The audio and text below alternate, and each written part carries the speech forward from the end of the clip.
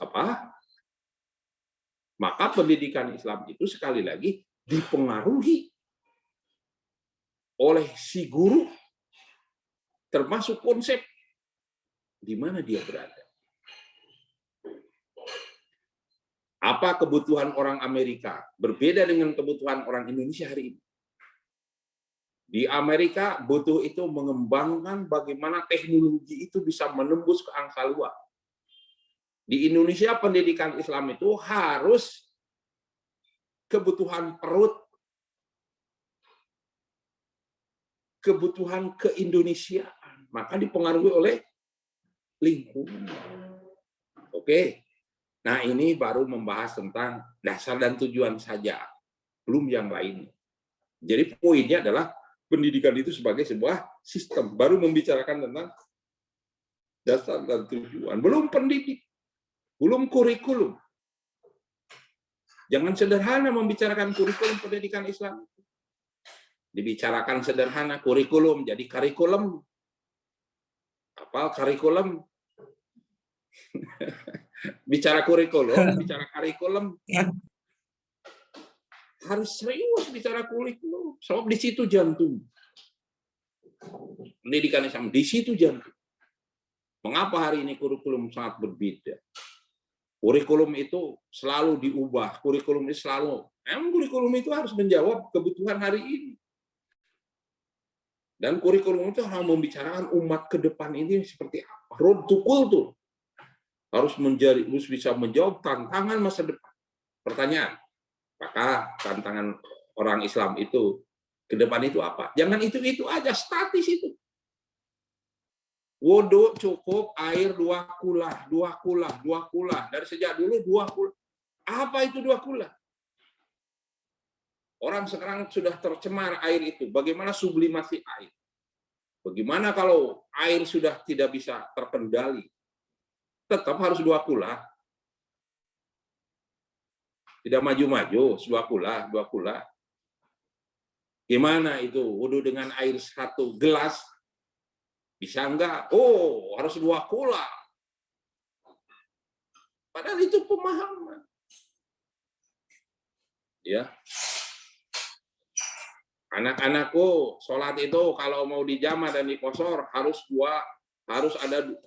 tempatnya dari dulu harus ada 2 tempat yang dilalui. Misalnya kalau 1 tempat kita lalui pertama terminal kita ini di Bogor, yang kedua terminal itu di mana? Di Jakarta. Jadi kalau mau dijama, jika seandainya melompati 2 daerah persinggahan, itu dari dulu. Jauhnya itu, padahal sekarang dari Bandung ke Jakarta itu bisa berapa? Bisa disebut jauh, bisa disebut dekat. Nah, dari UIN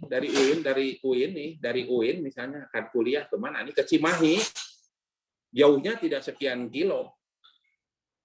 Bisa terjadi macet. Luar biasa. Nah, harus aktual. Nah, kurikulum itu harus membicarakan tentang aktualisasi. Anak-anakku dulu perang Rasulullah pakai unta. Tidak boleh melakukan sesuatu yang tidak dicontoh oleh Rasulullah. Hari ini sedang genting, sedang perang, bisa jadi anak-anak nggak angkat senjata, nyari onta dulu, karena pengen sama seperti Rasulullah. Rasulullah nggak pakai granat, Rasulullah nggak pakai unta. Makanya pendidikan itu aktual. Masa dari dulu pendidikan itu gitu aja, nggak bisa. Makanya nggak maju-maju pendidikan Islam. Nah, sekarang lompat dulu ke liberalisasi pendidikan. Itu masih banyak yang harus dibahas tentang lingkungan, tentang metodenya kayak apa. Nah, masuk ke liberalisasi. Karena waktunya nih. Liberal. Apa itu artinya liberal? Harus dipisahkan. Ada liberalisasi pendidikan, ada liberalisasi agama Islam. Kalau dulu IAIN itu inkar kata tadi disampaikan, ingkar Allah, ingkar Nabi. Maksudnya begini, yang disebut dengan liberal pendidikan itu? Apakah pendidikan Islam itu harus inklusif, hanya untuk orang Islam saja, atau juga pendidikan Islam itu justru harus menarik orang masuk Islam? Bukankah manusia itu makhluk yang free will, punya kebebasan kehendak? Safwanur kalau masuk ke kamar, apa yang dipikirkan? Bagaimana cara kudeta negara? Siapa yang akan menangkap Aswanur karena mikirnya ini mengkudeta negara? Dan siapa orang yang tahu? Atau Tatang mikir, bagaimana nih cara mendapatkan istri artis yang cantik, sementara yang di rumah itu saja? Masih ada pikiran. Mikirnya ada istri yang cantik. Siapa yang melarang memikir itu tidak boleh? Atau ada pikiran, Tuhan Allah itu memikirkan tentang Tuhan, menjelajah tentang apa sih, siapa di Tuhan itu? Siapa yang melarang? Siapa yang melarang memikirkan tentang Tuhan? Kenapa ya Tuhan itu menitipkan agama kepada Nabi Muhammad? Kenapa tidak ke saya, kata Tatang? Kurang adil ini Tuhan. Siapa yang melarang mikir gitu? Sudah saja ya yang jadi gubernur itu saya. Ini jelek, ini jelek. Atau begini, gimana cara dapat uangnya? Gimana cara merampok bank? Dalam pikiran. Nggak ada yang ngelarang. Ada yang larang nggak? Ada yang nangkap nggak? Ada aturan nggak? Maka manusia itu makhluk free will. Punya kebebasan kehendak. Mau apa silahkan. Nah, gimana pikiran yang liar ini dibimbing agar tidak liar mikir? Jadi bukan mikir dan menerapkan Islam yang bebas, bukan mengatur yang bebas, tetapi pikiran yang liar ini, lalu gimana nih supaya orang di luar Islam itu menarik dengan Islam, tidak inklusif? Maka orang itu bergaul dengan yang di luar Islam. Siapa yang melarang? Bukankah Umar bin Khattab sebelum Islam itu, karena ada orang Islam yang justru secara bebas masuk ke ruang privat Umar bin Khattab, lalu dia tertarik. Jadi bebas itu dalam pengertian metode, cara. Ya. Dalam pendidikan Islam itu tidak boleh inklusif. Tidak boleh diterima hanya untuk lingkungan tertentu saja. Apa landasan filosofisnya? Islam itu rahmatan lil alamin, harus menjadi rahmat untuk seluruh alam. Harus menarik untuk seluruh alam. Pertanyaan, apakah orang di luar Islam tertarik enggak dengan model pendidikan Islam? Kalau tidak tertarik, berarti pendidikan Islam itu tidak mencerminkan rahmatan lil alamin, atau bahasa lain universal. Kalau hebat, boleh jadi orang Kristen mau masuk lembaga pendidikan Islam. Tetapi orang Islam melarang. Bukankah banyak orang Islam yang mau masuk kuliah di Universitas Kristen sebab modelnya bagus, sistemnya bagus, kedokterannya bagus. Sudah, iman kita pegang, tapi kita masuk pada sistem pendidikan orang Kristen karena itu. Apakah itu disebut tidak boleh liberal seperti itu? Bagaimana kehebatannya Ibnu Sina ketika menciptakan sebuah operasi bagi manusia yang pada saat itu oleh penguasa saat itu, Ibnu Sina dianggap bahwa ini sebagai satu cara yang keluar dari Islam. Masa manusia dibedah? Nggak bisa itu. Ibnu Sina ini sudah keluar dari kaidah-kaidah Islam. Manusia dibeleng, manusia yang mati. Tapi Ibnu Sina tetap demi kemanusiaan, demi melahirkan satu ilmu tentang bedah. Maka prakteknya di gua-gua. Maka prakteknya di tempat-tempat yang sunyi. Dilarang oleh saat itu, oleh pemikir ortodoks saat itu. Datanglah dari Eropa, belajar ke Ibnu Sina di gua-gua tadi.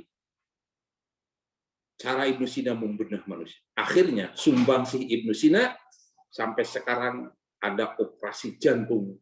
Itu diakui oleh dunia, diakui oleh orang Eropa. Ini warisan dari Ibnu Sina. Ini warisan dari Islam. Hari ini bedah ginjal, bedah jantung itu sesungguhnya adalah warisan dari Ibnu Sina ketika bebas dalam metodologi untuk meningkatkan ilmu pengetahuan.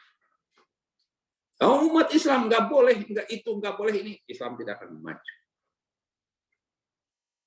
Bagaimana bebasnya Ibn Rus memahamkan Islam kepada Eropa sehingga Eropa menjadi cerah, sehingga mereka mengatakan dalam sejarah kami diwarisi pemikiran oleh Ibn Rus yang di sana terkenalnya Avena.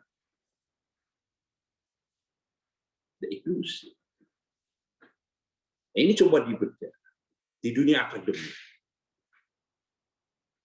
Hanya gimana Islam itu menjadi diterima oleh berbagai belahan dunia. Caranya adalah Islam harus keluar dari sarangnya, menyatakan bahwa kami ini rahmatan lil alamin, untuk rahmat bagi manusia dalam segala. Itu liberalisasi pendidikan, bukan liberasi tentang agamanya tetap, tapi dibawa kepada manusia-manusia yang hari ini percepatan teknologinya sangat luar biasa. Tanpa itu tetap saja madrasah di tempat Patatan. Berapa orang yang masuk madrasah? 10 orang. Dari mana? Menunggu sumbangan. Bangunannya sudah reyon. Bangunannya, gurunya juga, jalannya juga sudah kelihatan seperti orang belum makan. Di kopiahnya juga kopiah yang sudah tidak diganti-ganti. Baju juga sudah itu saja.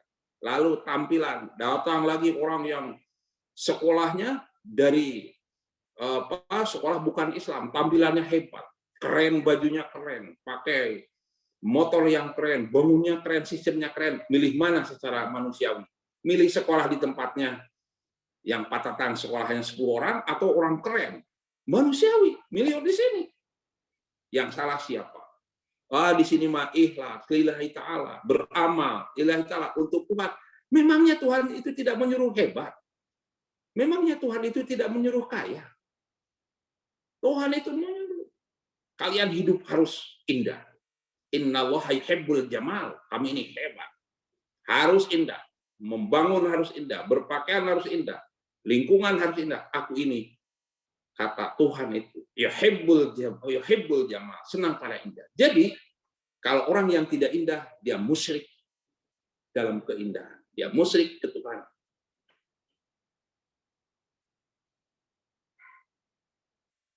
Ayo, sejadah. Nggak dicuci-cuci 1 tahun. Kalau dicuci itu, kalau mau Idul Fitri saja. Sajadah. Kalau orang masuk Islam, pakai sajadahnya yang seperti itu, jorok Islam. Orang akan menarik masuk Islam. Menariknya itu dengan mata. Mata itu dari Tuhan. Ada orang yang dari luar sana datang ke Indonesia. Dia melihat santri. Pertama melihatnya itu airnya. Airnya kotor. Tempat belajar Islamnya kotor. Modelnya kotor. Tidak menarik. Islam itu diajarkan pada dan sistem yang tidak pernah.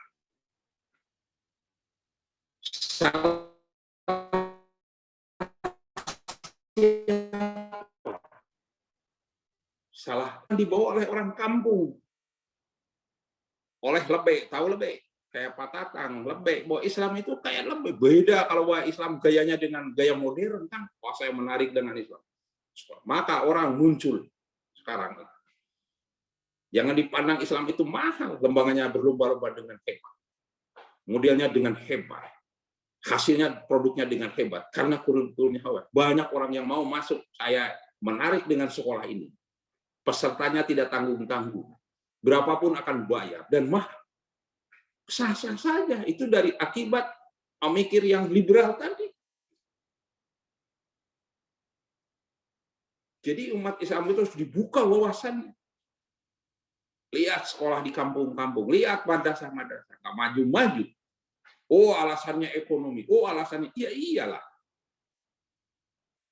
Tapi sesungguhnya big finance, kekuatan modal itu digagas. Cara pandang. Cara pandang dulu. Cara pandang dulu harus dibedah. Dulu juga sederhana itu tempatnya, tapi lama-kelamaan menjadi hebat. Jadi ada wawasan dulu. Jadi jangan dipandang liberalisasi itu. Rujukannya jangan liberalisasi Islam ya. Liberalisasi dalam rangka membuka cakrawala dan wawasan. Islam itu harus tanding. Islam itu harus ditandingkan. Islam itu harus dipertontonkan. Ya, makanya kita menjadi master yang terbuka wawasannya. Master agama, sekali lagi, bukan master alam gaib. MAG, master alam gaib, cukup saja, tidak sukses di dunia, di akhirat saja, di akhirat saja. Datang orang, gimana ini pendidikan saya? Datang orang bawa map. Ini lillahi ta'ala. Bisa saja di sana dia. Ini mikirnya alam gaib, tidak alam realistik. Ya, jadi master agama itu master yang realistis untuk dibawa ke yang gaib. Orang sekarang sedang mengkritik kita bahwa di UIN ini sedang mencetak master dan doktor-doktor itu yang memikirkan alam sana. Boleh, tetapi apa? Raih dulu ini. Hidup ini sebentar. Sekalipun sebentar, berapa usia Rasulullah? Berapa terlalu jauh usia Rasulullah? Berapa usia Imam Syafi'i? Tapi mewariskan yang luar biasa. Imam Syafi'i itu, bagaimana cara penelitiannya Imam Syafi'i? Imam Maliki, gimana penelitiannya? Sekali lagi, penelitiannya tidak ada internet kayak sekarang untuk menetapkan bahwa tertaklidnya dengan ajaran Islam bagi laki-laki usianya sekian tahun, bagi perempuan sekian tahun. Diteliti itu. Bukannya sekedar tembak-tembakan. Ngaji itu di lembaga pendidikan. Lalu ini perempuan ditanya setiap hari, kamu ini orang mana? Berapa tahun? Saya sekian tahun. Kata ibu saya sekian tahun. Lalu kamu ini pernah mimpi enggak? Mimpi apa, Syekh? Mimpi itu keluar malam. Apa keluar malam itu, Syekh? Itu yang enak-enak itu. Oh ya, saya mimpi. Tulis. Tanya lagi 2. Dari populasi itu ditanya sampelnya itu tiap hari. Laki-laki ditanya itu sampelnya tiap hari. Lalu menjelajah. Dibuka referensi ulama sebelumnya. Itu lama. Itu dalam usia berapa tahun Imam Syafi'i? Imam Syafi'i itu usianya pendek, kecil. Kan? Tesis yang dipakai oleh umat Islam hari ini. Berapa tahun Ali itu ikut Nabi Muhammad itu? Berapa tahun Nabi Muhammad mendeklarasi? Berapa tahun itu para ulama? Berapa tahun umur sekarang? Gimana? Berapa tahun umur sekarang? 31. Wah, sudah 31, sebentar lagi, Tang. Apa yang diwariskan dari tesis sekarang ini? Apa? Mau mikir apa? Ari Nugraha mau mikir apa? Hubungan, akhlak, dengan perilaku, hubungan. Dijamin nggak, dibaca nggak? Peranan, hubungan. Sekalian saja, peranan huruf jar lah dengan kehidupan. Peranan min, ila, ala, untuk modernisasi bisa nggak?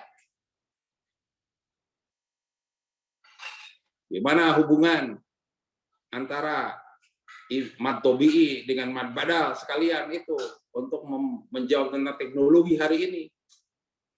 Jadi tesis itu hanya melengkapi untuk jadi master saja. Dijamin nggak dibaca? Nggak disimak. Obat tadi Imam Syafi'i.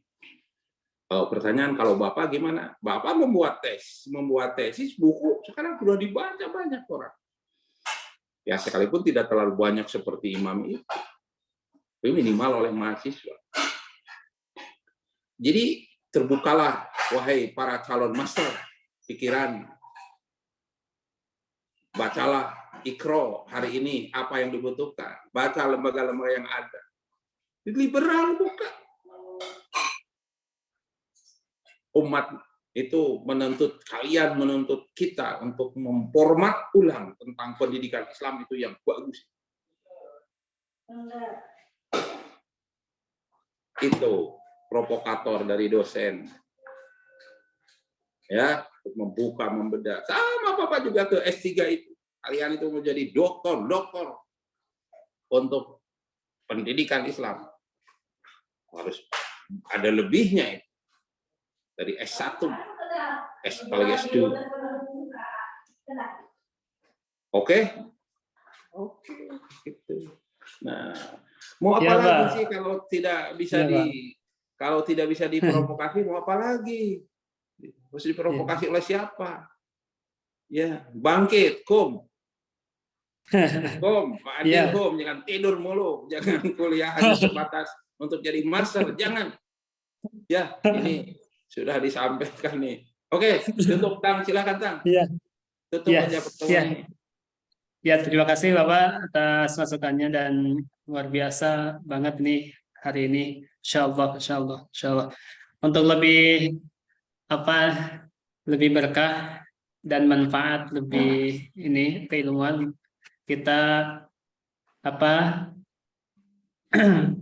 tutup dengan doa yang akan disampaikan oleh Kiai Teguh. Boleh silakan untuk doa dulu sebelum ini.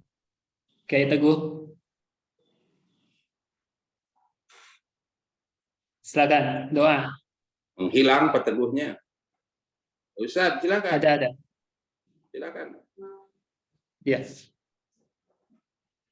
اللهم صل على سيدنا وحبيبنا وشفينا ومولانا محمد وسلم ورضي تبارك وتعالى عن كل صحابة رسول الله أجمعين. الحمد لله رب العالمين حمدا شاكرا حمدا دائما حمدا يوافي نعمه ويكفي مزيدا. يا ربنا لك الحمد كما ينبغي لجلاله وكريم عظيم سلطانك. اللهم صل وسلم على سيدنا محمد صلاة تنجينا بها من جميع الأحوال والآفات وتقضي لنا بها جميع الحاجات وتطهرنا بها من جميع السيئات وترفعنا بها عندك أعلى درجات وتبلغنا بها أقصى الغاية من زمن خلق الحي وبعد الموت. اللهم حسن مقاصدنا في الأمر الدين والدنيا والآخرة. اللهم حسن مقاصدنا في الأمر الدين والدنيا والآخرة. اللهم حسن مقاصدنا في الأمر الدين والدنيا والآخرة. ربنا آتنا في الدنيا حسنة وفي الآخرة حسنة وقنا عذاب النار. صلى الله على سيدنا ومولانا محمد وعلى آله وصحبه وسلم. سبحان ربك رب العزة عما يصفون وسلام على المرسلين والحمد لله رب العالمين. نسألك الإجابة بسر الفاتحة.